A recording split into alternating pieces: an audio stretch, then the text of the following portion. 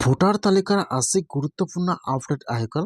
যদি আপোনালোকে এতিয়াও 2026 চনৰ নতুন খচৰা ভোটাৰ লিষ্টটো চেক কৰা নাই, তেনেহ'লে আপোনালোকে আজিয়ে 2026 চনৰ নতুন ভোটাৰ লিষ্টটো চেক কৰক। যদি আপোনালোকে ভোটাৰ লিষ্টটো চেক কৰিছে, আপোনালোকৰ ভোটাৰ তালিকাত নাম অহা নাই, তেনেহ'লে কিন্তু আপোনালোকে অতি শীঘ্ৰে সংশোধন কৰিব লাগিব। ইতিমধ্যে কিন্তু আজিৰ পৰা সংশোধন আৰম্ভ হৈ গৈছে।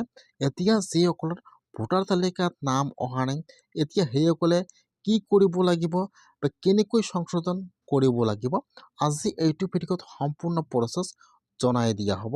যদি আপোনালোকে 2026 চনৰ খচৰা ভোটাৰ লিষ্টটো চেক কৰিছে আৰু আপোনালোকৰ নতুন ভোটাৰ লিষ্টত নাম অহা নাই, তেনেহ'লে কিন্তু আপোনালোকে অতি শীঘ্ৰে আপোনালোকৰ নাম কাৰেকশ্যন বা শীঘ্ৰে সংশোধন কৰিব লাগিব।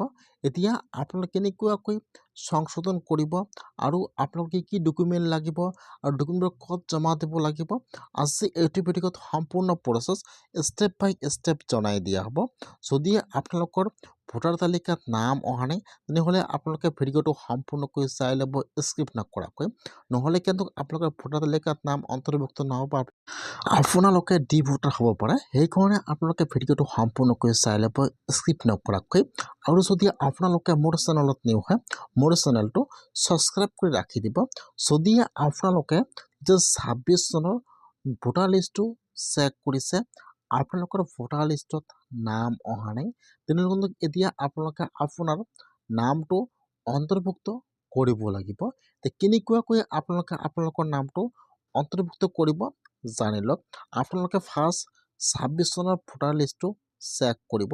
যদি আপোনালোকৰ ভোটাৰ লিষ্টত নাম আহিছে, তেনেহ'লে আপোনালোকে একো চিন্তা কৰিব নালাগে। আৰু যদি আপোনালোকৰ নামটো লিষ্টত অহা নাই, এতিয়া কিন্তু আপোনালোকে আপোনাৰ সকলো ডকুমেণ্ট জমা কৰিব লাগিব। আপোনাৰ NRC কাগজ, আপোনাৰ বাৰীৰ মাটিৰ কাগজ, আৰু কিন্তু ইয়াত বহুতো ডকুমেণ্ট আপোনালোকৰ দিব লাগিব। আপোনালোকৰ Aadhaar card xerox, pan card xerox, NRC, আৰু কিন্তু এতিয়া আপোনালোকে আপোনাৰ সকলো ডকুমেণ্ট জেৰক্স কৰিলে, যিটো আপোনালোকৰ পঞ্চায়ত অথবা যিটো আপোনালোকৰ BLO আছে, তাত কিন্তু আপোনালোকে জমা কৰিব লাগিব। ইতিমধ্যে আৰু ভোটাৰ তালিকাৰ কাম আৰম্ভ হৈ গৈছে। সেইকাৰণে আপোনালোকে আজিয়ে ভোটাৰ লিষ্টটো চেক কৰক।